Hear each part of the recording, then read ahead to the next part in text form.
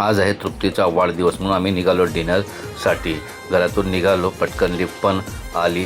बाहेर येताच टॅक्सीच नव्हती। थोडंसं पुढे चालत गेलो तर रुनवीचे पाय दुखायला लागले। मग रुनवीला उचलून घेतला आणि 10 मिनिटांनी आम्हाला फायनली टॅक्सी भेटली। टॅक्सीमध्ये बसलो आणि पोचलो लोअरपरेल येथे। लोअरपरेल येथे आनंदी हे रेस्टॉरंट मच्छीसाठी खूप फेमस आहे। ह्या अगोदरही आम्ही तिकडे जेवलो होतो, म्हणून आम्ही पुन्हा तिकडे गेलो डिनरसाठी।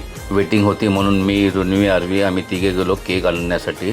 केक घेऊन येताच आमचा नंबरही आला। मग आम्ही आतमध्ये जाऊन बसलो आणि मेन्यू कार्ड बघून आम्ही 2 स्टार्टरची ऑर्डर दिली, प्रॉन्स कोळीवडा आणि रेशमी कबाब। मग सर्वांसाठी ऑर्डर दिली। आईसाठी सुरमई थाळी, आरवीसाठी प्रॉन्स थाळी, तृप्तीसाठी ही सुरमई थाळी आणि माझ्यासाठी पापलेट थाळी।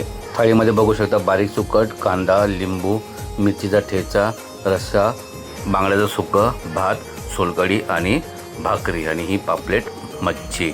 जेवण झाल्यानंतर तृप्तीने केक कटिंग केलं। मग आरवीने, नंतर रुनवीने, मग आईने आणि नंतर मी तृप्तीला केक भरून तिला शुभेच्छा दिल्या।